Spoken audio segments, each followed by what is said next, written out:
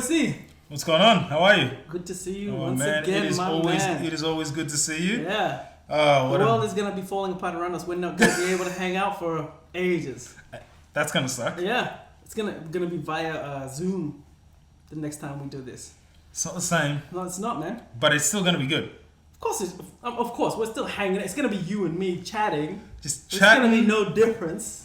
shooting the shit. exactly. Yeah, but it's gonna be weird, man. It It's is. gonna be very, very, very weird. Oh man, welcome everybody to Yes. Your Mate Yeah. podcast, episode 6. We're moving fast. 2 a week is good. I like it, I 'cause love this momentum. We got a lot to talk about. That's Dude. why we're like everything. Like we're always chatting. We're talking on the phone, going, no, stop talking. We got to talk about it on the podcast. In the last, I guess you could say maybe 3 or 4 weeks, I have not texted anybody in my life as much as I'm texting you right now. Yeah, that's true. Outside of my wife. I don't text anybody. Never. I don't. Never. You don't understand. Yeah. I rarely text or call. Crazy. Apart from my girl, yeah. Yeah. I rarely text and call anybody. There you go. Or my mom. Yeah. But Even that. Even then I call. I don't Yeah. even text. Yeah, my mom. okay. There's no text exchange. Yeah, that's true. With you, it's like our thread is going nuts right now. Crazy times. I like it. I do. It's good. It's good. It's good. Who else am I going to talk to? Yeah, about this exactly. stuff? No one else is listening. You're the only one who's volunteering to listen. Yeah. I'll listen. No, I got nothing better to do. Oh man. No. Well, this is not the case. You have plenty of stuff to do. Well, The life of a comedian never ends. You're always working. always thinking of what avenue or what stories to talk about or what things to talk about on Yeah. stage. Find the funny in everything, I say. 100%, my friend. And there is funny in everything. Yeah. So I'm going to be excited to see what your set is going to be Oh, like I about cannot- this period. cannot wait. it's Yeah. gonna be I've already written the set, but then I'll probably have my next show in December. Late in Right. well, I got no choice. So we've Yeah. got 6 weeks from now. Yep. After the 6 weeks, I August need and August. I've not been on stage for I was on stage last week, but prior to that, I've not been on stage for 3 months, and it's going to be another 2 months before I get on stage. So Yep. that's half the year gone. Yep. Done. And so you need that practice to get on stage, Yeah. and the momentum Yep. is very important. And the momentum you had last year, bro. Yeah, that's what's annoyed me about all of this, because I had the momentum. Fuck, and it's good. rocket ship I just need jetting. to rebuild it again, Yeah. and it's a pain, but it is what it We'll is. get there, man. Oh, We'll get back 100%. to it. 100% will get Get there. back to it. 100% will get If there. anything, it's only going to make you a better comedian, I reckon. I hope so. Yeah, I think so too. I think so too. It's all in the head. It's mental. Yeah. It's really mental.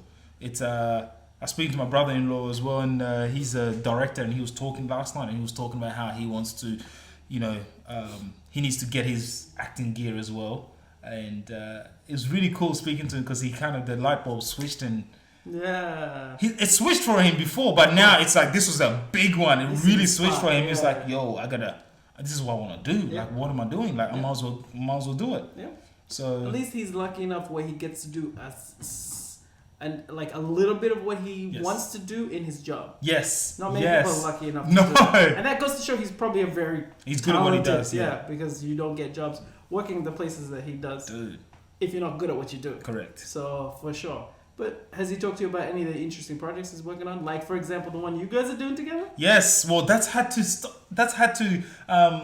go on hold. So we're going to talk about. It was basically African history, Yep. and we're going to talk about it.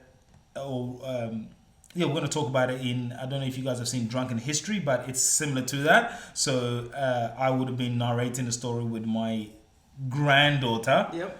and the story was going to be told by other people. They would be acting, but Sure. in a funny way. Yeah. They would be telling the story of Yasantua, who was the Queen Mother in Ghana back when it was called the old Gold Coast. So I was starting to slowly get the actors together, but now we're going to be in lockdown for 6 weeks, so I've had to put that on hold for a little while, backpedaling a little bit. So it's going to be another 2 months before we start this. So in the meantime, I'm going to start writing the next 2 or 3. Okay. So just to prepare. Can't sit on my hands and do 100%. nothing. Fuck that. Better. And Fuck that. that's just like you said, I've always loved your attitude about, because I'm, It's I don't want to admit it, but I'm like king procrastinator. I'm just like, if there was a gold medal for procrastination, I might not win the gold, but I'll get silver for sure. I'll get second Really? place, 100%. And I'm surprised at the things that I have achieved to this point. Like I always think if I was more like you, and I know you say it comes out of a place of laziness. Yes. Where you're just like, I'm just gonna nut it out so I can be done with it and not have to think about it later. Right. If I could just do that. Eat the frog, I say. Yeah, man. Yeah. And I don't know, because I get really irritated. Like, for example, just use uni work as an example. I hate to write an assignment and then just do it in chunks and chunks and chunks, and then just look at it and a lot of people, that's their flow, that's their process. I can't, man. Yeah, right. Once I get into that research zone and I start researching and reading and reading and reading and writing and writing, if I stop now, you're done. That flow that I got is gone. But do you also wait till the last minute? Yeah, because of that fact. Yeah. I know that I'm gonna get it done better in a time crunch situation. Okay. And it's gonna be better. Yeah. Maybe that's a lie. Sometimes it's not better because you leave it for so long. You're just like, I need to pump it. I just need to get this done.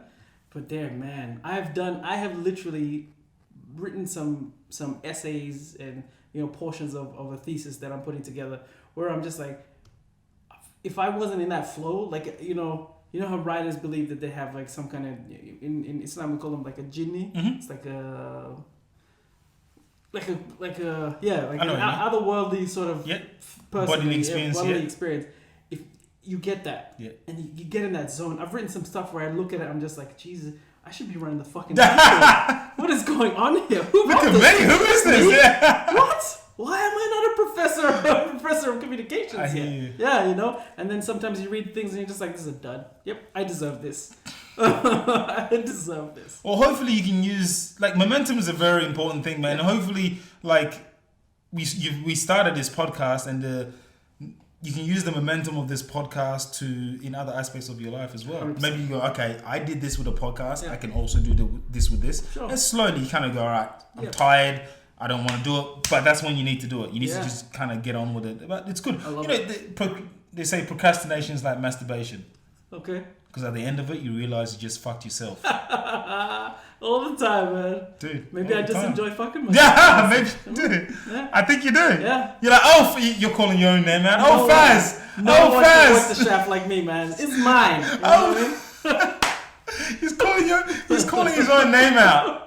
Faz. Oh, man. I'm never going to be a professor of communications at Harvard, am I? Because of this podcast. Jeez, man. Professor comes a lot. That's me. As long as you're paying my bills, call me whatever the fuck you want. As long as it's not the N-word, we're cool, man. We're cool. As long as it's not the N-word. Yeah, man. Up, bro. Yeah, for sure. Did you hear about your mate Ghislaine Maxwell? Oh my god. What? So for those of you who don't know about Ghislaine Maxwell, she was the partner of Jeffrey Epstein, who recently committed suicide in inverted commas, in brackets. Right. Yeah, exactly. Right. This guy had his own island where he would bring these underaged. Allegedly brought these underaged. There's evidence, but allegedly, sure. Brought these underaged young girls, and the island was called Fuck Island. Was that really what they? Yes, it was called Fuck Island. In the doco, did they say that? Yeah, it's called Fuck Island. Motherfucker. And on top of that, he brought quite a lot of celebrities and really important people, like Prince Andrew. Yes. The Queen's second son, Prince Andrew, and he was, mingling with all these young girls. Anyway, right? Dude, fucking weirdo. He's mingled with Donald Trump a lot, with all these young girls, allegedly. Bill Clinton, and quite a lot of. There was one that popped up to me. I have a massive love for law. Right? And legal professionals. Massively. If I wasn't in the marketing realm, I'd totally be a lawyer. I love the law. Alan Dershowitz. You know who he is? He's like one of the greatest legal minds ever. And he's one of those people who I respected until now. I respected because it doesn't matter who you are, he'd defend you. And I know a lot of people take that as like, he defends criminals and bad people and blah, blah, blah. No, his stance is if you need someone to defend you in this case, I'm going to defend you. I might not like you. So he's good at what he does. Amazing. Yeah, right.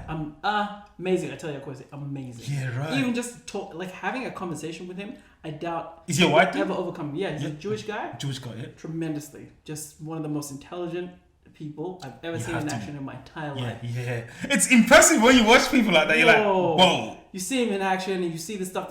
I can look him up. Just conversations, even when he was on that doco, the Jeffrey Epstein doco, and they mentioned, and he was just the way he handled it to me. You know that old guy with the yellow teeth? Oh, that dude. I need to look him up. That dude, man. Okay. Tremendous lawyer. I can't even tell you. Really? Just tremendous. Okay. Just tremendous. So he's mixed up in this. Apparently he. What's with all these important people and young kids and pedophilia? What's with the power? Excuse me. I think it's the power thing. Yeah. Yeah, maybe. But you have power over. I can't. Just an ordinary. With Jeffrey Epstein, I know he's broken. Oh, for sure. Definitely. For sure. He's got one of those sex addiction, pedophilia. He just properly broken, right? For sure. I don't know that about Bill Clinton. I couldn't say that he's broken. We don't know, but he's proof. Maybe now. All these people are power conversation. Sorry, I just go back to that. But all these people have, when they put Jeffrey Epstein in prison, and apparently he hung himself, which the evidence shows that, my goodness, it was too many people, too many important people wanted him gone. Yep. They wanted him done, as in they got to get rid of him before he snitches. 100%, man. And he got. Oh yeah, he did. Oh yeah. He got. But the thing is, when he was in prison, a lot of people were like, he's not going to make it. He's not going to make it. And well and behold, he didn't make it. But we thought it was going to be people who killed him because he's a pedophile. Yeah. Not him committing suicide. No, but a lot of people knew that the powers that be are going to. You mean that? Yes. They were always going to silence him. I didn't think that. Yeah. That's how naive I am. I didn't think that they would silence him like that, but they strangled that dude. They just fucking Yeah. While someone just hung him. Yo. Yep. In front of the world. Not literally in front of the cameras, but in front of the world. And the evidence was so damn. Oh my God. Camera didn't work. Oh my God. No security guard on the block. Just all this crazy They put stuff. him in a cell, the same cell as a jacked up former policeman. Jacked. Yeah. He had muscle upon muscle upon. He was huge.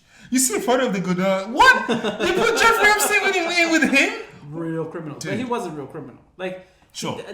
He already got arrested and served some time for doing the dodgy shit. Who? Jeffrey Epstein. Yeah. It's not the first time. No. And I'm 16 months, whatever he served the first time. He served a short period of time. I didn't know that. Yep. And he was like, I think the charge initially had something to do with soliciting prostitution of young girls or something along those lines.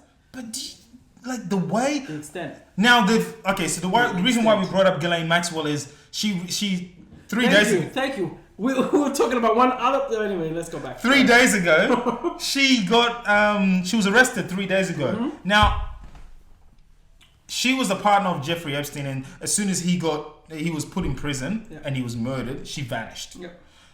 I think they knew where she was the whole time. Of course. They knew where she was, and the powers that be kind of gave her time to prepare herself. She has to prepare mentally to be in a cell, because she's going to be in a cell, right? Mm-hmm. And I find it... To me, she's more of a monster than Jeffrey Epstein.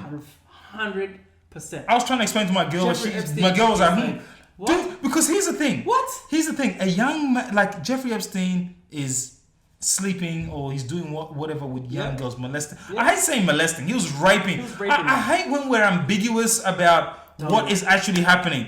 He fucked young girls.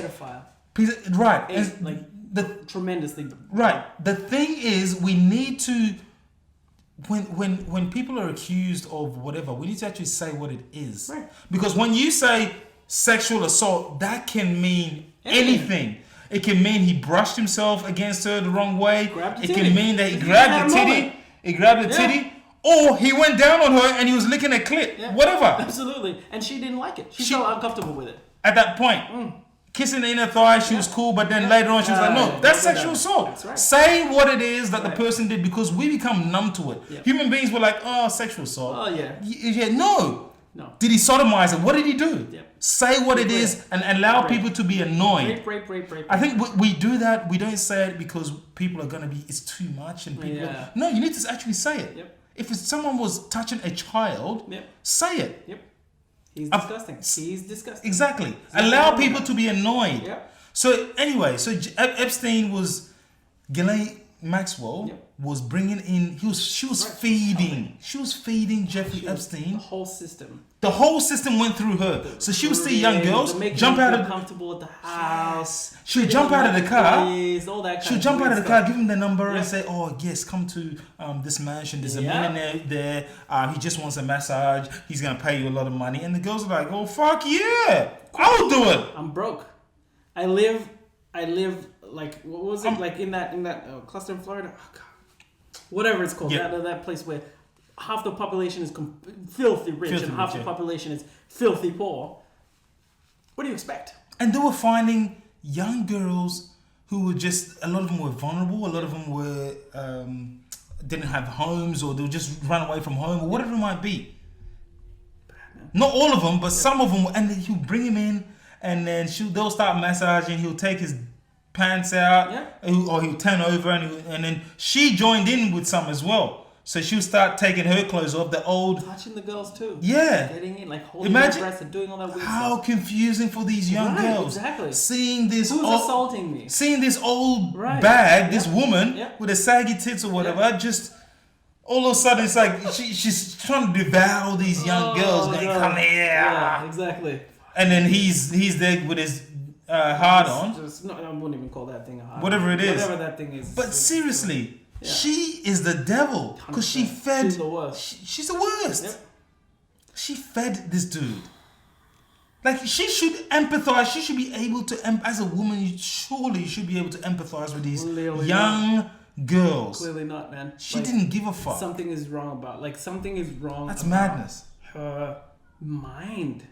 And I don't know if it was in the doco, but I remember having a conversation with someone.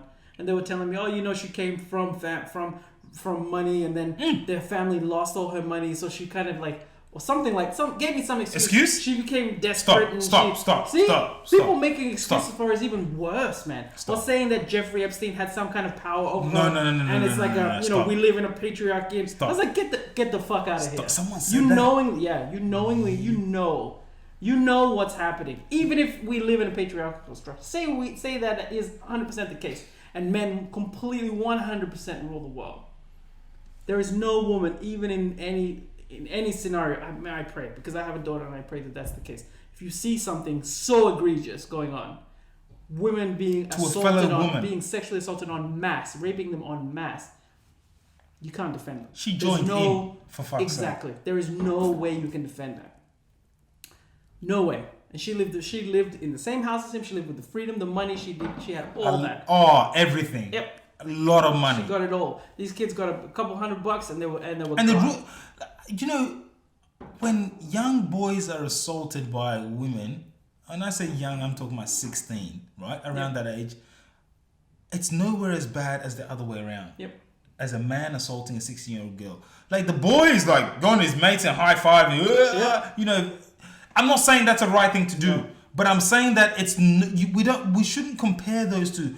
For girls, it stays with them forever in a negative manner. So much. It's rough. So much, man. Yeah, it's different. There's someone forcing themselves on you like that, a grown ass man, because you're like, shit. If I don't comply, this dude's gonna kill me. Yeah, they will. He has the ability to kill me. I could just disappear. No one will know. It's not always the case with a young 16-year-old boy looking at a woman going, she's going to kill me. No, at 16, I probably could have taken a lot of different... Right. I'm sure there are some small... There's no Ronda Rousey who's going to... I couldn't take her, but you know what I mean? Like, fuck that. She wants to fuck you, then... I'm done. I'll take it anyway. I'll take one for the team. Yeah, but she's a monster, and let's see if she lasts. I think... Dude, firstly, she's not going to last. You don't think? I think she's going to... Look, she's got so much dirt on so many people. Oh my goodness. So it's either going to go to a massive trial where everyone we know and respect is going to be thrown out there. She's going to shut the fuck up, surely. Or she's going to shut the fuck up. They're going to pay her. They're going to take care of her. And she's just going to... they're just going to kill her. Either one of those three things is going to happen. But the fact of the matter is, this disgusting, gross, appalling, ridiculously, I can smell the sulfur through the TV. That's how close she is to the devil. She's so disgusting to me. She's gross. She's so and she was so bold that she came back. That shocked me. Gutsy. You either have something on them or you're forced to come back. I think they allowed her to come back. As in, they brought her back saying, listen. Yeah. Do you know what the news... She's got leverage. Oh, of course. And that's why they allowed her to come back. That's why yeah. But I listened to the news and they kept on saying this over and over again, that she was found in a luxurious mansion while her victims are still struggling. But I was like, of course she was found in a luxurious mansion. Where do you want it to be? Exactly. In a shack somewhere? Yeah, in a tent? Yeah. No. She's rich. She's rich, and also look. Let me just put it. This is gonna be crude, but honestly, it is what today, if my job is to suck the devil's dick, I want special treatment from the devil. Right? I want the devil to give me my mansions, my Lamborghini. But if my job every day is to get on my knees, give the devil what he needs, the devil's gonna give me what I need. Plain and simple. Yeah, get something for it. Absolutely, man. If you're in partnership with the devil, you're gonna get some shit. Yeah, it's like they're surprised that she was in a mansion hiding away. Yeah. What are you talking about? Of course she was in a mansion hiding away. Yep, she's rich, bitch. She was probably enjoying her time. Or she went nuts and just like, I'm done. I prefer to be in prison. And that's okay. I don't sympathize I don't think that was for the her case. either way. That wasn't the case for sure. I don't sympathize for her either way. But man. Interesting times. The stuff that's going to come out, man. If my love for Bill Clinton specifically has been deteriorating over the last 20 years. Yeah. So if you told me about this 20, 30 years ago, you'd be like, no. I'd be like, are you kidding? Get out of here. No way. Young 20 girls? years ago, come on. 15 years ago. No way. Right? Even Monica Lewinsky, at least she was of legal age. Yeah. He still took advantage of a young girl. Yeah. He was a man in power and took advantage of a young girl. Yeah. And essentially destroyed her life and didn't do her any favors, basically, right? He ruined her life. Right? He did, absolutely. And she's such a powerful individual to overcome all that. And it's the same with all the people who were assaulted. What powerful women. Watching that doco, dude, if that shit happened to me, I don't know, man. I don't know what would happen. Like, I don't know whether I would completely break down and lose it. I would lose it. Those women who came out and spoke about it, especially when it was really close to the time of their assault and no one was listening to them and were being silenced. Imagine.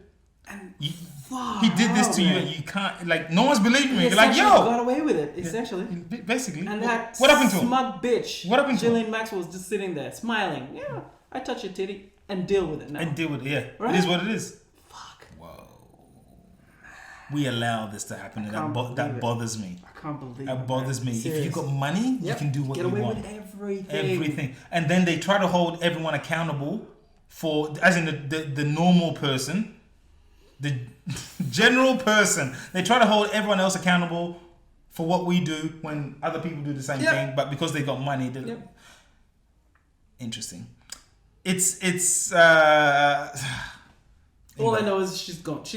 Something's gonna go down. Whether it's all these powerful people, their lives. This is best case scenario. It's interesting. I can't wait to see what happens. Destroy the lives of so many. Yep. And get ready to lose all your heroes. Okay, that's all I'm saying. When something like this happens and it's on that level, like this well planned, this well structured, an island, all these people traveling to and from that island. When it's this level, there are gonna be people who you respect and love from a distance, even. Their lives are going to be destroyed. Be prepared for that. A lot of people we don't like, we love, are dead to us now. For example, you remember Kevin Spacey when he got in trouble? Oh my God, he's such a good actor. And when he got in trouble, did you see how he handled it? I barely respect white actors as much as I respect Kevin Spacey. He's so good. He was so good, bro. So good. So but good. Did you see what he did? He went on camera and he played the House of Cards character. Yeah. He played it on YouTube, right? He did YouTube on YouTube, in his own kitchen. He played the president, and he basically said to him, "If I go down, you go down." Wow. And I was like, "Whoa!" Because he was, for those of you who don't know, Kevin Spacey, the actor, was in trouble for. He essentially assaulted a 14-year-old boy. There you go. In a club. There you go. And there was probably other people. No, there's more than one.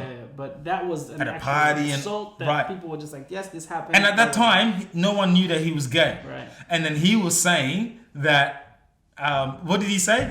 He tried to change the topic to, Kevin Spacey's gay, so that should be the headliner. Right. Like, he's gay. No. You assaulted a young boy. Basically. Yeah. You raped a young boy. Yep. Allegedly. Yep.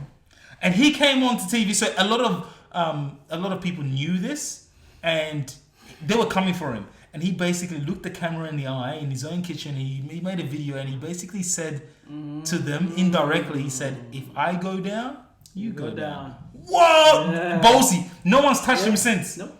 Whoa. But what? Whoa. You know Hollywood is a really dark place. Hollywood is a dark place. Whoa. Nobody touched it. Everyone backed up after that. They kind of talked about it, but nowhere to the extent as they were talking about it right in the beginning, because they were like, "We're coming for you, Kevin. We're coming for you." And then he said that, and everyone backed up. Crazy, man. Do you think this is... some of our conversations go longer than they need to, sure. But at the end of the day, I just wanted to get some clarification. Because we've had... You and I big into comedy. Yep. We both just love the comedic scene, and we're students of comedy, you and I. Well, there have been some comedians who have done some shitty shit. And do you think that this kind of thing that happens you think they'll ever be redeemed? Do you think they'll ever be able to come back? You think Kevin Spacey will ever be back on screen again? That's a good question. Same with Louis C.K. Do you think... Louis back. He's already back. He still tours and stuff. He's back. But do you respect him the same as you did before? Yes. Louis is different. We didn't even prepare to have this conversation. This is interesting. Louis is different. Let's do this. Okay, so he was in a position of power. He fucked up. He was in a position of power and he used it against these women. Yeah. What's the difference between that and Bill Clinton and Monica Lewinsky? He asked these women, "Can I masturbate in front of you?" He shouldn't have. It's creepy, but it ain't illegal. Do you know what I mean? It's fucked up. Why would you, especially if you're working with these people, why would you do that? Yeah. Like, you're putting her in a fucked up situation, and now she has to go, if I say no, am I going to lose my job tomorrow? They don't know that. The women don't know that. He asked them, Louis right? C.K. was one of the most powerful comedians at that time. Yeah. So he... fucking king of comedy at that stage. Yes. He could do no wrong. He could do no wrong. But those women that are in front of him, he asked, "Can I masturbate in front of you?" And it's hard after the fact, but they also had the option of saying no.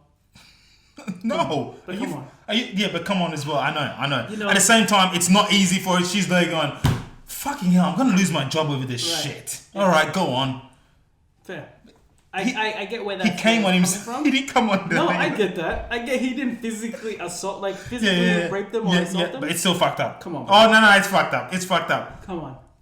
First that you're in a position of power, and for you just to jerk off in front of that person is just outright wrong. It's like okay, if you're. That's where it gets really murky for me, because comedians, the whole world is your oyster. Yeah, exactly. You can work. Your work environment is everywhere. Right? Yeah. If I was in an office and say I'm CEO, like, hey, Jane, we talk all the time. you got those titties out. Oh man. Do you mind if I jerk off in front of you? I got, she said, okay, you can jerk off in front of me, no problem. Is that not bad? As a HR professional, you don't think that that's something? Of course, that's bad. Right, exactly. In a workplace. What the fuck is the difference? They finish up at a gig, they go to his hotel, they're hanging out, talking comedy. All of a sudden, I'm horny now. Can I jerk off in front of you? I don't think all of them were talking comedy or whatever, but some of them. It's unredeemable, bro. Yeah. And I don't care if I lose followers because of this crap. What? Louis C.K. shouldn't let him keep touring, and if people keep going to his shows, mad respect. You keep making money, go ahead, man. Yeah. But you've lost me, and you've lost me. Okay. And I tell you, Akwasi, love. I mostly watch love Louis C.K. He's very good. He's very good. He's a genius. Yeah. He's not even just an average comedian. He's like he's next level. White people equivalent of Dave Chappelle. Yeah. He's next level. Really? He's next level. George Carlin. I can't think of people who I would watch, laugh, and learn lessons from. I don't find that many white comedians that do that, right? Actually, comedians in general. Let's not make it black or white. Comedians in general, right? Lost me. Yeah. I love him, man. I loved him. Why? I have no idea. Like, it's a creepy thing to do. Right? Like, you're like, oh, let me pull my dick out and start beating up in front of you. Why would you do that? But and again, at the same time, I'm like, I don't know. I'm not 100% sure what context it was in. I don't, unless you know, because I don't know what context it was in. It's like, I don't know if it was a work kind of environment or if it was a date environment. I'm not too sure. I don't know. You're on a date. You take her back to your hotel. You kind of beat off. It's weird. Right, but it's why would you? But again, why wouldn't you just go for it? Why wouldn't you just say, "Can we try to hook up with him?" Because that's where it shows to me that it wasn't a date. It wasn't a date. Okay. Right? Yeah. What? Why? Like, because he was trying to beat off in front of him. Why would you need to do that? If you were in a date, you could just comfortably, casually just say, or start something. You can start the process of potentially saying, okay, you come back to my hotel, and then it's just like, okay, come back to my hotel. You can try and make out with them. If they say no, if you even reach for them and they move away, then you're just like, then okay, yeah. Come on, to not even look for any cues and just be like, you know what, I'm not gonna get any ass. I'm just gonna jerk off. I don't know the situation that well to be able to say. Think of every scenario possible, and I know we don't have time because we have time restrictions. Yeah. We need to have lives on this podcast. Yeah. But come on, man! Every single scenario you ever thought about, whether you're a comedian, whether you're someone who's think of you even being Louis C.K. Just be Louis C.K. for a second. I wouldn't do that. You're one of the most powerful comedians out there. People listen to you. People you don't need to do that. You don't need to do that. There's so many other girls out there. That's his fetish. That goes back to that whole weird thing about men and their power and being able to get away with whatever it is. See, I totally agree with the Aziz Ansari thing. That thing was silly, ridiculous. That was fucked up. Fucked up, and I understand where she was coming from, and I appreciate it. Should his career end? No. Should I no longer like Aziz Ansari because of this? No. But this Louis C.K. It's different. It's different. And it's like almost. Do we know if he was making out with any of these women? Do we know this? We don't have that information. I don't have that information. Does that change things? What I've seen. Imagine he's making. You know what? You know where I'm going with this. He's making out with them, and he's like, "Do you mind if I beat her?" And it's like, she's like, "Yes." She's like, "Oh, yes." Oh. That's creepy. Yeah. But at the same time, that's his thing. Yeah, that's his thing. Yeah. You like to get actually. I don't. You know what I mean? Okay. All right. Fine. You're defending him strong here. No. He's defending him strong. You're made here. I'm being the devil's advocate here. But at the same time, no. Look. At the end of the day, he should 100%. Like, why is he doing that? I don't get it. I don't get it. Can you? Being someone who can just. Granted, we're in a lucky situation that if either of us ever become famous for doing whatever it is that we do, I'm gonna cop it. We're handsome dudes. We could probably pick up girls if we needed to. I don't think it's gonna be as Louis C.K. is not us. He didn't win the genetic lottery the way we did. But power. So yeah, power and fame gets you. Yeah, he can get that. He can. He could have easily. Maybe not from someone who's like. I'm just going to throw a woman comedian I respect a lot. Whitney Cummings, for example. He knows he might not ever be able to hit that. He's probably not trying to hit that. But I know, but I would be if I was a famous comedian. Yeah, but listen. That would be my first target. Think of the women that come to his... And I say target like... Sorry, that was a poor choice of words. But it would be the first person that I would approach if I was a single target. Comedian, man. It goes to show us, man, we're just messed up. Target, he says. Oh, God. Oh, my God. Here you are, having to go on Louis C.K. and all of a sudden, I would be jerking off in front of Whitney. You're having to go on me. Let me tell you, unless Whitney Cummings said, take it out, beat off in front of me, I wouldn't do it. Okay? But here's the thing, like why, like think about all the women that would probably throw themselves at him. Yeah. Why would you do that? So true. But it's a power thing. It's, I can do this. You know what? This is a conversation. Again, we should have an entire podcast. Yeah. This power dynamic conversation. So those women would have felt in my mind. Those women would have felt, fuck, if I say no. Yep. Were they all employees? Was it work related? This was just female comedians, actresses. Hold on. These weren't even people who work for him. Like, no, maybe not all the time, but these were like women who work in comedy, writers, blah blah, that kind of situation. Right, hold on. Okay. So none of them were any of them just fans? Just of course they're fans. No. I'm talking about audience fans, as in they got nothing to do with the. I only know of women who kind of are in the industry. Okay. Based on what I know. That's a bit different as well. That's a bit different. Based on what I know. But again, let's look back. There could be 100 examples and 20 of them are people. If let's say they're writers, if they're writers or other comedians, then that is fucked up. Right. Don't put them in that situation. No, that's not cool. No. Because they're trying to do a job here. They're trying to be professional here. Right. And you are pulling your dick out. No, that's not cool. That's not. I initially thought that most of them were just fans. Just fans. No, I don't think so. If they're just fans, that's a bit different, I think. Yeah. Because they're not trying to enhance their careers. If they're writers or comedians, then that changes it. That changes the whole thing. They're trying to enhance their careers, and here you are putting your dick out, and now they're like, well, fuck. Sure. If I say no, he's gonna ruin my life. He's gonna ruin my career. Okay, that's fucked up. Yeah. But we need to move on from this. 100%. Ghislaine Maxwell, fuck that. Let's just go back to that. So I was watching a Joe Rogan. I was listening to Joe Rogan podcast, and he had a very intelligent man on by the name of Brett Weinstein, and this gentleman was talking about the Black Lives Matter movement that's been happening right now. Yep. And I listened to it, and I was like, hold on, this dude is fucking saying some crazy things. Yep. And he was saying it in such an intelligent way. Because he's a genius.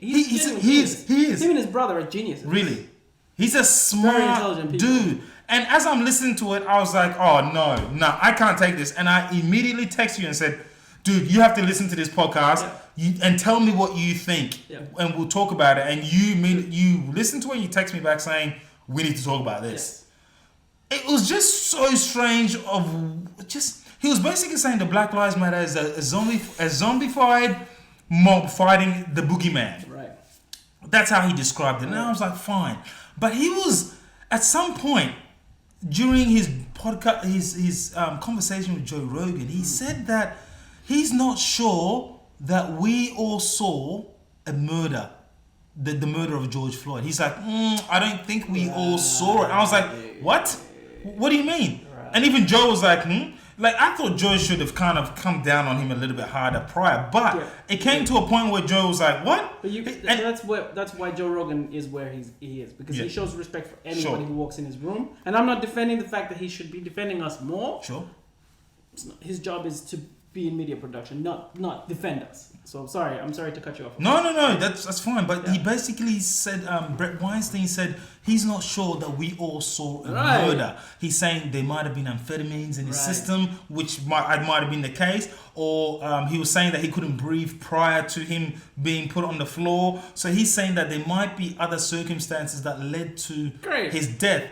On top of that, he was saying that he said, why would the policeman have any reason to kill George Floyd? And which Joe Rogan immediately said, do you realize that they used to work together in a security firm and a security company, that they used to both be bouncers or whatever they were. So and the cop was really aggressive towards patrons, and George Floyd was there, kind of telling him what a dick was, and they didn't kind of get along. So when this guy saw him, obviously he saw it as an opportunity, and I don't think Brett Weinstein knew that. But his whole point was, we are going to use him as a sacrificial lamb, in that justice needs to... He was saying that he didn't... We all didn't necessarily see a murder. Yeah. And I'm like, if we can't say that was a murder, then nothing is a murder. In terms of... What about all those that haven't been recorded? You can categorically say that they are not murders then if this isn't a murder. So someone's body being chopped up and thrown in a forest. You don't know that they could have done that themselves. They could have been already disembodied. You don't know that. Right. Their body's already chopped up. Who knows? How do you know it's a murder? This is part of the problem. Stupid. That's stupid. Unbelievable that he was coming up with it. And Joe didn't I thought Joe should have smacked him. But Joe said I could have killed a man by doing that. So I don't understand how you think this. But have you seen that dude do a roundhouse kick? That guy could do a roundhouse kick me with a roundhouse, and I'd die. He'd break my ribs and kill me. He basically saying he's not sure that we witnessed the murder. Yeah. And I could not believe. My blood was boiling, and he was talking about how the Black Lives Matter is faceless. It doesn't have a leader, which you mentioned, and you said, well, that to a certain extent that's fair, because we do need a leader in a revolution like this. Yeah. This is really big. It's a big revolution, and Brett Weinstein seems to think that he goes, I supported it for 2 weeks, and after that, he's like, this is ridiculous. Yeah, and go. Sorry. No, I'd like. Yeah. That's basically it. He was basically saying it's ridiculous and that it's not what the world needs. And I see what he's trying to say, but I was like, dude. He provided some really interesting examples, right? So firstly, I'm just going to take the whole, I'm not sure if you could witness a murder thing, and I'm going to eat it, shit it out, and bury it, because it's the dumbest thing I've ever heard. I'm just gonna flush it down the toilet. Dumbest thing I've ever heard. That's for someone with his qualifications, experience, and of his brain. I respect intelligent people. I don't care how it's packaged. He's very intelligent. He's a very intelligent human being, and he makes great points. And he has been, a majority of the time, when you look at him historically, and I had to look this up, but he has been on the side of peace and supporting black people before this. So I don't want to throw him under the bus and say he's just the worst human being of all time. Sure. But he provided some really interesting examples about what we are trying to achieve, or what the Black Lives Matter movement is trying to achieve, right? That whole shut down STEM thing. Stop STEM. Yep. Again, I agree with him. You shouldn't stop STEM. No. You shouldn't stop academia. The reason they said they created those hashtags and created those movements within movements is to highlight what is wrong with those industries. Mm-hmm. Let's not focus on, statistics and data and too much. But I don't want to, but STEM we're underrepresented in STEM. And again, people are allowed to choose their career path because they won the lottery. Mm-hmm. Ovarian lottery that you like to say. It's okay for me to be able to say, okay, cool, I'm going to study genealogy for the next 40 years of my life because I've got enough money and I'm going to be fine. White people are more so going to be in that situation than black people. Black people, majority of the time, go to uni. Yes, some of them go to be in academia, and some of them, majority of the time, they go to get a job. They want to become employable. They want to become respected in their community. They don't go into the sciences for the sake of trying to change the world. Yep. A lot of the time, and that's a shame. Yep. That's a shame. But they were highlighting the fact that to shut down STEM is so that people in STEM can take an internal look and see why it's not as accessible, and why people from a top level in STEM haven't been doing enough to reinvest into the black community or the Hispanic community, so that they can encourage those young people to come into the fold. Can you explain STEM? So STEM is essentially like, how would you describe it? It's like essentially scientific research, mm-hmm. basically. Mm-hmm. So. And it involves everything. So you're talking, physics, you're talking mathematics, and that kind of stuff, yep. right?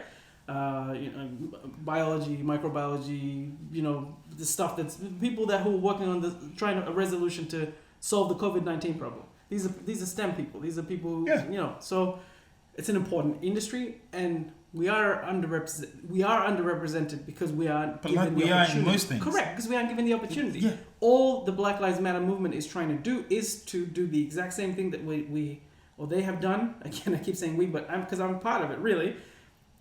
That we did with police brutality. Mm-hmm. It's the same thing. It's to take an internal look and to say, hey, you should invest more time and money mm-hmm. into making sure that it's not just a matter of representation, but that everybody is getting the similar opportunities across the board. Sure. Right? Yep. So that's why you don't see tons of... nowadays you see a lot more tennis players that are black, because firstly, black people are becoming more wealthy. That's one thing, and two, there are local tennis courts everywhere. The government is investing in sport more in local communities, and that's just channeled more people involved in those sports that used to be not something that we could be involved in. Absolutely. So let me not take this conversation too far away from what we're getting at. All we were trying to do, we're not trying to shut down STEM. Black Lives Matter people aren't trying to end science or in academia, okay? Because a lot of people who actually are part of the Black Lives Matter movement are in academia or work within the industries. The system, yeah. And they're not here trying to say, go and fuck off with these industries. They're trying to say, take an internal look and let's fix it. So that everyone has a chance to be able to be involved in these industries. So that argument from a face value, he painted it very well because he's an intelligent person. He put it together with the fancy words and everything that we expect out of someone from this level of intelligence. Yeah. Face value is stupid. Another stupid argument. I thought it was like he's like the I said leadership earlier. Conversation is something that I would. Sure, I agree with that. Yeah. 100%. I agree that we might need a lead. We should have a leader for the whole Black Lives Matter movement. However, I was just a little bit disappointed in the way he just came out and he wasn't positive towards the movement at all. No. At all. And then Joe ended up saying, all these young kids marching, if I came up, because they were screaming no justice, no peace, and he said, if he pulled them aside and said, what does that mean? They would have no idea. And I thought, well, that's a bit harsh on the kids. That's a bit rough. And I wanted to explain that no justice, no peace, to me, it clearly means that I'm not getting any justice. Why should you get any peace? Right. Why would we stop protesting? I don't understand how that was hard to understand. He's trying to... No, but... Why am I defending Joe Rogan? Forget it. Well, no, Joe was saying that he doesn't understand. He said, if I pulled one of those kids out who were marching, I bet they would not know. I'll go, I don't know. Like, I think they would know. Yeah, I think they would know. They would know. No justice. No peace. Everyone understands that. Yeah. No peace. Yeah. That means 100%. we haven't had justice in forever. Why should you have peace? Yeah. For you to have peace, we need to shut the fuck up. Yeah. That's what it is. Absolutely. So if we're not going to shut the fuck up, then you're like, oh my God, we have to listen to these people over and over again. Right. So that's what no justice, no peace means. Right. It doesn't mean that we're just chanting words for no reason. Absolutely. Sometimes it is. But that in particular, no justice, we're not getting any justice, you're not getting any peace. I guarantee that most of these either racist white people or whoever they are, they don't want to hear this. Right. Of course they don't want to hear this. So to get peace of mind, we would have to shut up. So they're not getting any peace. Yep. That's what that means. And when he asked that, I was surprised. I was like, "Oh, Joe, really?" But it is what it is. It shocked me too. But again, like one thing I'm going to say is, it's fine to say that. No, it's not fine. But I can't, to the tiniest extent, I understand where he's coming from, because a lot of people protest for the sake of protesting. Of course. Okay? So I know that there are a lot of well-intentioned people who protest here in Melbourne, but don't really grasp what actually we were protesting about. Mm-hmm. And just for the simple fact that they came out to support us in our cause was good enough for me. So what I'm trying to say is, you can't expect every single protester. No, that's not. You can't just pull a kid and say, or pull a grown-up who doesn't understand it and say, tell me why this is happening. But I'm talking about the black people. They would know. They would get it. They would, of course. But that simple thing, they would get it. No justice, no peace, no racist police, whatever. They would get that. 100% they'd understand. But just to be able to say, I'm gonna pull a random person from this crowd and expect to have an intelligent conversation with that human being, it's stupid. It's like exactly. On the other side as well, if you pull a random person out, you're not always going to get an intelligent person with the person you pull out. It depends on who it is. Correct. But I when he said that, I was like, oh, okay, that's Joe. I love you, Joe. Yeah, come on, man. It was interesting to hear that, but I mean, and just going back to Brett Weinstein, he's such an intelligent dude. You listen to him, you're like, God damn, this dude's smart. He is. But sometimes you're trying. I think he was trying to overanalyze what this is. He's delved into it so much, and he's saying that we could end up being like a I think he was saying China. He mentioned something about China. But it was interesting to me. In any case, it was interesting just listening to that. And I kind of got really annoyed in that, how do you not understand that we just don't want to be killed? Yep. What else do you want? Yep. What else do you want? But yeah. Okay. It was an interesting conversation to listen to. Based on what he was talking about, who's he? Which one? Yeah, let's talk about Brett Weinstein, right? He was talking about he was using his example because he called out, because of Evergreen, because of the university that he worked at, there were protests happening to end certain things, and because of that, subsequently the university took an L as a result, and people lost their jobs, and and he was saying that kind of power given to a movement without any purpose can destroy, right? I agree. So this is another thing that I say is really unfair, because you're talking about he's not rich. Look, firstly, he's not a squillionaire. Brett Weinstein's not loaded, so he's not sitting on millions of dollars. So if he loses his job, it's going to affect his family. Yeah, of course. Right? But it's another example of a pissed off white person saying, I called it. I saw what black people protesting, and I lost my job because of it. Now we know it's a problem. Right? It's the same thing as migrants coming in to Australia and them popping up in different offices and reduction of white people, and then they're just like, okay, there are a lot of migrants coming into this, really well skilled, and Johnny lost his job. He's my bestie. This is going to be a problem. Asians are going to take over Australia. Yeah, right. It's coming from the wrong place. It's coming from someone who's been affected by protesters. So he's already coming at it from a place where he is on the other side of what we're trying to achieve. Right? But structural change. He said he was initially on our side, and then 2 weeks into the protest, he was on the other side. It's like, how do you jump on the other side so quickly? And bullshit. Straight up bullshit. And you know what? Another. I'm sorry that this is gonna go a little long, just because I wanna. I'll let you finish off this whole thing, cool. No, and then we'll move on. It's the fact that I and only because I respect both of them, and I want to point out the reasons why I disagree with them or we disagree with them. Outside of that, he talked about Evergreen. He talked about the protesters and the leadership conversation. I agree with only to a certain point, because it's a very difficult thing in this time, especially as black people, because a majority of the time when we have leaders of serious or really big movements, we lose them. We lose them young, and we have a fear of, and if you're someone, like for example, if you and I decide, you know what, I'm going to spend my time becoming the leader of the Black Lives Matter movement, you're going to be under so much scrutiny, oh my God, so much stress. Oh my, they're coming for you. Correct. They're coming for you. So if you're someone, for example, I'm just going to point out someone I respect, who's probably one of the most intelligent people, Mark Lamont Hill. If he decided I'm going to be the leader of the Black Lives Matter movement, he'd kill it, crush it. Yeah. He'd be able to sit down with us, have proper conversations with all of us. He'd be in prison, though. Able to, of course, but we would be able to achieve what we needed to, even if it's small incremental change, just like we did under Martin Luther King, and just like Stokely Carmichael, another perfect example of someone who's hyper intelligent who can help the cause. But your lives are going to be destroyed. No black person is going to put their hand up if they have something to lose. So you bring up a very important point. We've done it that way many times. So when Brett says that, he has to understand that we've had this issue over and over again. He doesn't get it. He's not a black person, exactly. If it's frustrating, like we can't keep this in evidence.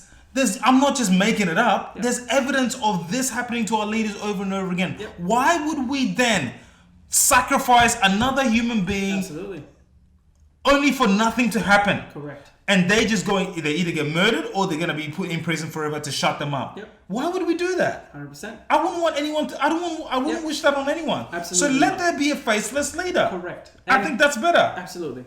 And look, I agree that having a structure of leadership is great, especially because if you're certain people who don't understand exactly what's going on and how to navigate what we need, then it's better to have people who are at the top who be able to do those things and negotiate those things on our behalf.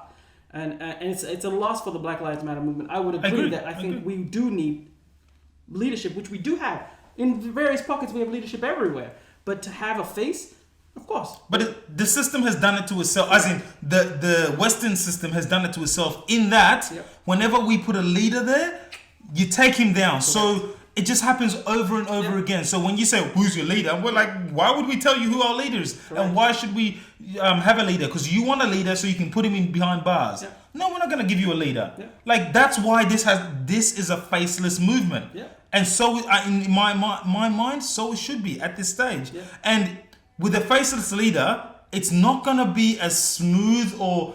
No. That's why people are just gonna yell. And it's gonna be mob mentality. Yeah. It shouldn't be a mob mentality. Yeah. However, the fact is, whenever we have a leader, you get rid of him. Absolutely. So why would we now invest in another? It just makes no sense at all. You're like, give us a leader. Who's your leader? And we're like, well, no, we're not gonna give you why. It'll help in negotiations for sure. But you know what? What you should be negotiating is with all those community groups who are already doing that work for us. They already have leadership in place. So if you're talking about police brutality, there are organizations that work towards solving that problem. Talk to those leaders. If you're talking about discrimination in the workplace, there are people who there's a head of a race discrimination. Go and talk to him. And so, he might. I don't know if I think he's not black person. He used to be Asian. I don't know who the new guy is. Tim Supatnam, he's the best. Anyway, let me not go too far away from this conversation. But I'm just trying to say that we don't need a leader because there is so much leadership out there. Yep. And they're all trying to resolve different problems that all lead to the same big issue we're trying to fight. It's unfortunate that we have to use the mob mentality system. Yeah. That's the only thing we have, unfortunately. What the fuck are we supposed to do? Exactly? Yeah. You want a leader, do you? Yeah. You know what you're going to do to the leader. Correct. You know it. Yeah. So why would we give you a leader? Yeah. You brought this mob mentality on yourselves. Yep. And the system has. He's created this. 100%. So let's all sit and deal with it. Let's move on to the next... oh, yes. Tell me about this. Okay.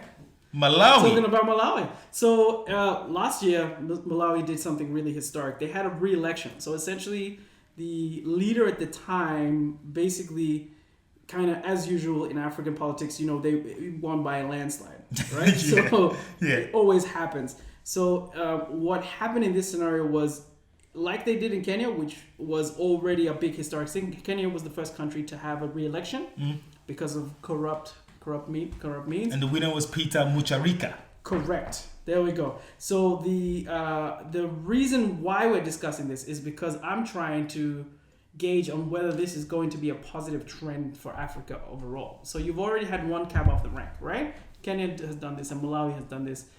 And there was a winner, and then they were like, this is corrupt. They get out of here. They're like, this bullshit. He rigged it. Correct. And then there was a re-election. Correct. Which the other person won, a gentleman by the name of Lazarus Chakwera. And he won by, I think it's 58.9%. So it wasn't like a landslide. Sure. It looked like a solid, proper win. It was a proper election. Everything worked out the way it should have. Why I wanted to mention this, because it's a win. It's a win for Africa. I think that now what Malawi is doing is leading from the front in this scenario. Yep. And allowing this to happen. Yep. Kenya also did this, but again, where I'm going to disagree with people who bring up Kenya as a conversation is because 3 major families run Kenya. Okay. So you have the Kenyattas, and the current president is a Kenyatta, right? Oh, really? Yep. Is he descendant of Jomo Kenyatta? Yeah, correct. True. It's his granddad, right? So his granddad is on the money, bro. Dad or granddad? Faarah. Am I off on this one? For those of you who don't know Jomo Kenyatta, he was an unbelievable leader. He had his most famous quote, and I love this quote to death. It's about religion, right? And he wasn't a religious person as well. I'm sorry, man. But what he said is, he goes, when the white... His dad. Sorry, John was his dad. So he said, when the white man came to Africa, the white man had the Bible and the black man had the land. And the white man said to the black man, get on your knees and pray. And when the black man opened his eyes, the black man had the Bible and the white man had the land. And I was like, well said. Yeah, it's true. It's true. Well said. It is actually very true. It's true. Yeah, these are facts. It's true. Yeah. Okay, but come on. We can talk. We can have an extensisive conversation about religion 100%. And how some of the greatest kingdoms back in the day. Next time. In Mali, we had Muslim. But why are you saying, come on? I'm just trying to say that religion isn't always a terrible thing for. It didn't work out for us. Islam worked for us before all this other stuff. Sure, okay. I'm talking about most recent. We had strong kingdoms with Islamic leaders.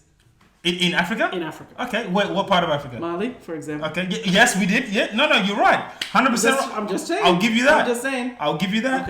Okay. Well, another conversation for But I wasn't. Did you hear what I said? Yes. The Jomo Kenyatta, I talked about the Bible. I specifically talked about the Bible. I don't know enough about Islam for me to go into that, but I know about the fucking Bible. Cool. And that's a load of horse shit. I'm gonna say that right now. Yeah. It is what it is. Yeah. It's fucking us over. But anyway, sorry. No, it's just there's that whole power. Usually with every revolution, there was always certain leaders who were at the front. Mm-hmm. Jomo Kenyatta, of course. He was fantastic. Of course. Let's not talk about his legacy and what the Kenyatta family and sure. say, for example, the Odingas or the Moys, what they've done and how they're essentially they're not great people. They're corrupt. They've taken advantage of their own people. And sure. I don't want to get killed because I'm talking. No. Anyway, go back to Malawi. I'm trying to say, I think Malawi is an awesome example yes. of this happening. I don't, so, and even if you say Kenya win a re-election, that's a win for Africa. Mm-hmm. There's no structural power or one person that can just take over and run a country for the rest of their lives. Mm-hmm. That ended in Kenya. Well, essentially, it's just going to cycle through the different families, the same families. Right. Yeah, right. But at the end of the day, it started something. Like for example, Malawi, we're on track to be able to say, fuck you, we're not going to take it anymore. And of course, we have several examples in history of that, but I'm just trying to say that this is great in modern history. Mm-hmm. A re-election occurred, and someone who at this stage, it was a lot fairer. It was fairer, yeah. much more fair, yeah. and we feel was suitable for the position. Sure. So, it's awesome. I agree with you. When I read about it, I was like, "Ooh, this is positive for Africa." Good move. Like we didn't just go. Normally, what we'll do is we'll just say, "Oh, okay, he's won. We all know it's corrupt, but we have to suck it up and take it." Yeah. No, this time, the country was like, "Nope, no. They used liquid paper to change votes. Far out, man. It was that obvious. It was that craziness, right? Right? We do corruption so bad. Oh man. We do it. What's that? And when I saw, what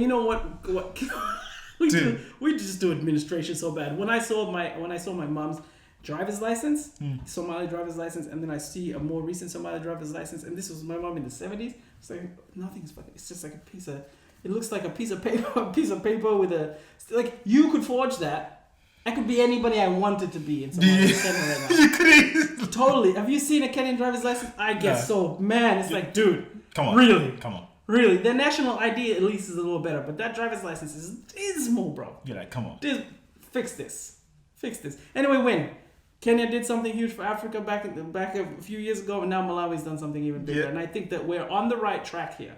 Our mentality is changing. We're now questioning our leadership. Yes, question it. And I think that that's awesome. We're on the right track. Good. Yeah. Beautiful. Positive things for once, man. Let's talk about But the next thing I'm going to talk about is there going to be a war? I'm sorry to bring it back here, but we're going to stay on the continent. Okay. So Ethiopia and Egypt are in a bit of an argument over the River Nile. Okay. So Ethiopia are building. So the River Nile flows through Ethiopia. Apparently, the River Nile is the only river that flows from the south down to the north. It's interesting. And Kenya. Yep. Is it Kenya? I believe it's Kenya also. So there are 11 countries that Sudan also. My apologies. Sudan also share the River Nile as well, and there are 11 other countries that also get water from the River Nile. And Egypt gets, I believe, almost 100% of its water from the River Nile. But it starts off flowing from Ethiopia. Right. Ethiopia are going to build a hydroelectric dam, which will reduce the amount of water that flows through to Egypt. And Egypt are like, whoa. Like, this is gonna kill us. Right. To the point where Ethiopia are like, well, we're going to build this dam because this dam will allow us to generate electricity. for a lot of the population in Ethiopia who don't have electricity. Right. So this is going to be a game changer for us. Right. On top of that, Ethiopia is going to be able to sell some of that electricity Of course. out to neighboring countries as well. So it's a big deal to Sudan and other countries as well. So it's a big deal, and they need to look after themselves because they've not done it for a long time. Sure. Egypt said, well, in 1921 we signed a treaty with Britain, Great Britain, to that we have access to the dam for as long as we want. And it's like, well, hold on. You signed it with Britain? Right. They don't own shit. They're not even from here. If you signed it with Britain, I don't even need to talk in this if you don't like, if you sign a treaty with Britain right now and you're not getting water, go to Britain and ask them for water. Yep. You signed it with them. Exactly. Ethiopia weren't part of the process of signing. Yeah. So right now they need to communicate with Ethiopia. So there's a bit of issues in that, Ethiopia like, well, we're going to do this because we need to look after our people. We haven't looked after our people for a long time. We need to, for one, to look after ourselves. If Ethiopia, it's a $5 million dam. Like, it's going to be one of the biggest dam in Africa, I believe, in like I believe it's the 5th in the world. I'm not too sure, 5th or 7th. Okay. But it's a huge dam. It's a big project, and it's underway. If some years time, it's going to be finished. Yeah. But it's going to fuck Egypt over, and this is life. This is a matter of life and death because water is this is their water source. Yeah. If Ethiopia fill up the dam quickly, that means that Egypt will suffer. But if they do it slowly, I think it can work out. So dude, they're gonna go. They're talking about war, going to war over this. It's a big deal, man. Can you firstly, again, if you're someone who is from a different country, can you blame them to be pissed off? What do you mean, a different country? If you're from, say, you're right Egypt. Now, we're warring. You're Ethiopia. I'm Egypt. Yeah. I'm like, what the fuck are you doing? I don't blame you. No. Don't get me wrong. Yeah. I definitely don't blame you. Again, it's not like I'm sure Ethiopia. Whatever you feel about Ethiopia, I'm sure they did the right thing. Probably had the conversations, talk to the right people necessary to say that this is going to happen. Deal with it, or what are we going to do? But I'm surprised that all this time Egypt weren't communicating with them, saying, "Hey," they thought that the river would just flow forever. Right. Like gravy train. Yeah, right. It's like, well, it's coming from my home into your home, and you never thought, "Hey, let's let me have a discussion with you and go." No, you thought you signed it with some white people a long time ago, so you think that you can have it forever. That's dumb. Egypt has always been, like a lot of the northern countries. Have not really been. They are obviously part of Africa and have been part of Africa. They're part of the Arab nation. Correct. More so. Right. More so. What they do is they have negotiations within that context. That's they don't silly. have the conversation with the rest of Africa. The rest of Africa is nothing to the Arab nations. What? Right. It's like being let's be open and honest. It's true. Here, it's true. Right? Because we've all been in a good place. Somalia is one of the biggest, 100% Muslim. All we do is support our Arab brothers. Man. Where the fuck are we right now? Yeah, our country's completely destroyed. What's with that? Like, no one gives a crap about that. It's weird. None of our Arab brothers. I mean, fine. Yeah, money. Is it because Somalia always dealt with the Arab nations? We're part of the Arab nations. Correct, you are, and then you've kind of neglected the rest. Of course. Man, that's bad. That's a whole other crazy conversation about Somalis thinking they're more Arab than South African. Sometimes it's crazy. Yeah. But that's their mentality. Egypt already considers themselves as part of those same cluster of countries that run the oil and run all the crazy things. They're grandiose. They've been part of that structure. And Egypt obviously historically has been such a major nation for Africa, that for the African continent, that they're already within themselves think that they're above everybody else when it comes to African politics. If that's the case, then that's their problem, because you would think that you'll speak to your neighbors about this. Have a chat to Ethiopia. It should have been done. Like, I feel for I get a lot of respect for Ethiopia, bro. Like, to be honest with you, to be able to go to just do that, to be able to go, we're doing this exactly. But it's rough on Egypt in that I don't know why they took so long to have this conversation with Ethiopia. Right. They should have been doing this a long time ago. Figure it out. Have a chat, and this wouldn't have been an issue. But now Ethiopia finally woken up and gone, this is ours. Gone, okay, we need to move forward and look after our people. Right. and now you're like, oh, you should have thought of that before. Yeah, absolutely. That's interesting. 100%. Sorry, it was 1920. No. It was, I believe, it was 1929 that Sorry. it was 1929 that they signed whatever it is, the treaty with Britain. Bullshit, 1929. nonsense. Yeah. But why would you? Yeah, exactly. Like any of those nations have any claim over our land. That annoys me more so than any. That annoys me in this story. It frustrates me more because they're like, well, we signed it with those white people. Yeah, right. So it's got to stand. So it's got to stand. Yeah. Well, and England's just gonna be the what are they gonna do? They're just gonna put their hands up and say, what are they gonna do? No problem. It's just like what they do with Hong Kong. Do your own thing. They've washed their hands. Correct. Like that's right. You can't tell China not to do. You were in bed with the wrong people this whole time. You were in bed with the wrong people. Whole time. You stuffed up. Yep. You should have been speaking to your brother and your sister. Well, that's what happens. This African thing. Damn. It's bad. Oh, it's like bad. It's bad. Scenario, it's man. a bad scenario. And it should not go straight to war. No. It should not go straight to war. Right now, Arab nations are warring with Ethiopia. Right. That's a bad. Don't. No, don't do that. Don't do that it's stupid simple shit. to be able to negotiate. You figure can it out. You can negotiate. They can create the dam and still ensure that water flows. 100%. Just have the Ethiopia. conversation. This is Oswell. Ethiopia, don't be a dick. Yep. Like, don't be. Come on, man. Come on, man. Ethiopia. Look. I'm just gonna say one thing. Ethiopia has. I'm begging them. They've done the right thing so far. They are the only nation not to be colonized. Colonized, yeah. They know. Exactly. They've been taking care of themselves for a long time. They know how to do. Taking no handouts. None of this. Yes. They've been crushing it, and that's how they've been doing it, by taking care of themselves and thinking of Ethiopia first, and then when they can, helping the rest of the other nations surrounding them.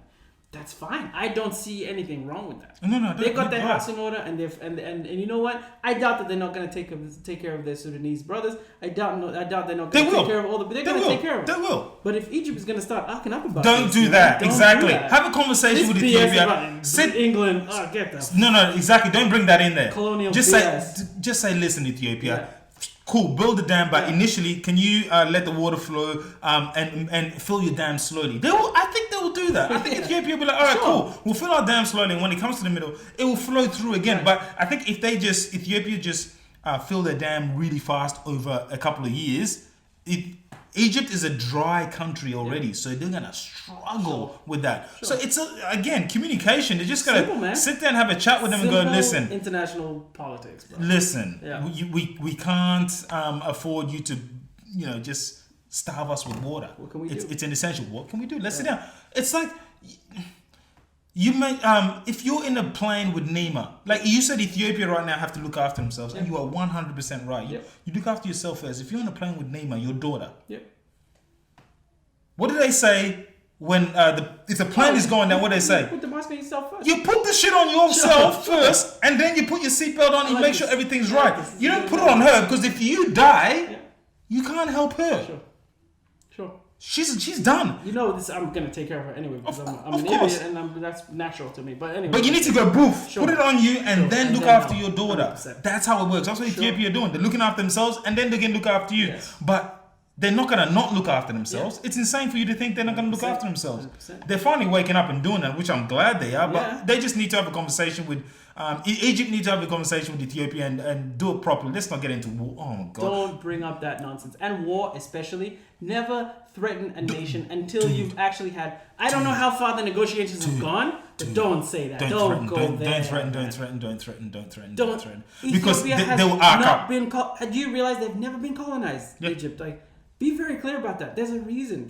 They're respected in Africa. Strong fucking individuals, bruv. You don't just mess over Ethiopia. No, that's not gonna happen. Do that. It's a very interesting story, because my girl is Ethiopian and she told me about a story ages ago, and I was like, all right, cool. And then I looked into it just recently. I was like, whoa, right. This is interesting. Madness, man. It's madness. But anyway, we've done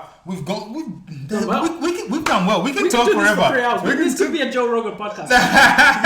Man, I'm telling you. Let's give a shout out to a few people. Sure. Again, I'll start off with massive. I'm gonna give a shout out to an African business in Melbourne called Akwasi Creations. Yes. Oh, didn't you do that on the Did I? I think I might have. I think you might have. Look at me. All right, I'll let you go then.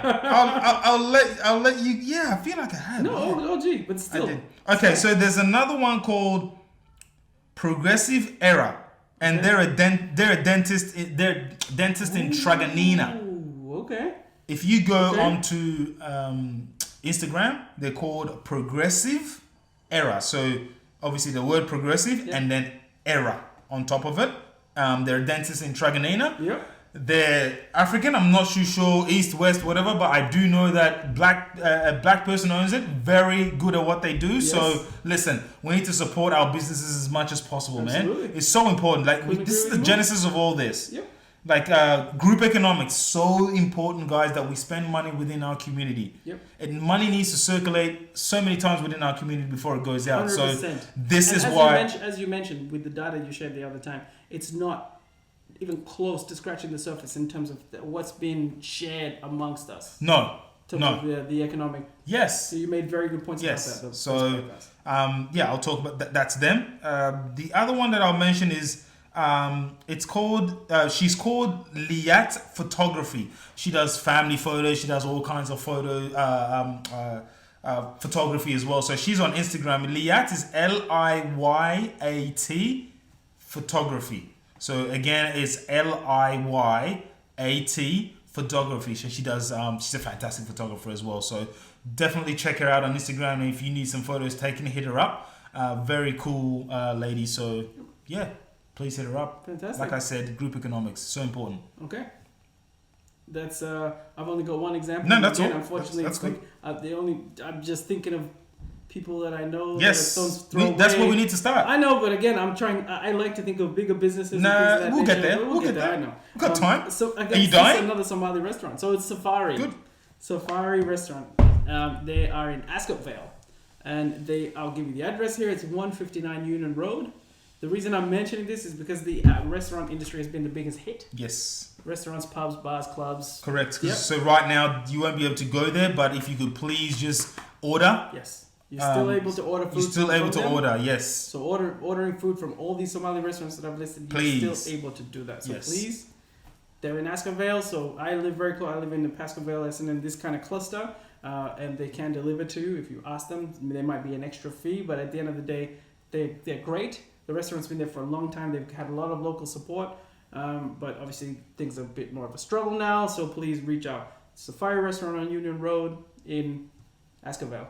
I was gonna hold off with this one as well, but considering times are really times have changed in Melbourne and they're really tough, I'm just gonna plug my own girlfriend's restaurant as well. So I wasn't gonna do that. No, I know you waited for a long time. So Saba's Ethiopian restaurant in Fitzroy. Yep. So please check that out. She's I never heard of injera and all the meals, and I had it. Initially, I was like, yeah, it's all right. And then I had it the second time. I was like, whoa, that's all you guys do is jollof? That's jollof. Yeah, so Saba's Ethiopian restaurant in Fitzroy. Yep. Fantastic. So it's been written up. The New York Times, I believe, picked her story up a couple of times, and she's well known. So definitely check her out. And so Saba's Ethiopian restaurant once again in Fitzroy on Brunswick Road. Absolutely, it's a fantastic individual and restaurant to eat at, and it's really genuine. If you're talking about proper Ethiopian food, it's like really proper. It's her own mum's in the kitchen, and her mum's a fantastic chef. So get ready for some real spice, like genuine. Yes, amazing. Yes, they do lentils as well. Yep. They do like goat meat and all types of greens as well. And so check it out. Absolutely. Thank you guys for listening, and once again, please, if you want to support us, yes, please. What we would like you to do is just subscribe to our podcast, and tell a friend or 10. Yes. So just tell as many people as you can, 20, 30, 40, to listen and subscribe, and share. That's the way that you can help us and support us. So we really appreciate your help. We are on Instagram as well. Yes. We are on Instagram. We're called Your Mate, all one word. Your Mate Podcast. We're on every single podcasting platform Google, that we're on. Spotify, Apple, TuneIn. Man, we're also on YouTube. So these clips, you see them on Instagram and also YouTube as well. So check us out. If you like to see the visual as well. Don't act like you don't want to see these faces. Exactly. If you're listening to us only, check out our faces. Sure. The expressions mostly. Yeah. Because I'm mostly shocked at what he says all the time. But yeah, we really appreciate you guys. Thanks, guys. Stay safe. Yep. During this time, we're going to continue to, I guess the podcast won't be stopping, so we'll be doing this remotely via Zoom. Yep. And yeah, so please check it out. Please continue to support. We love you. We appreciate you. We respect you. And thank you for your time. Peace.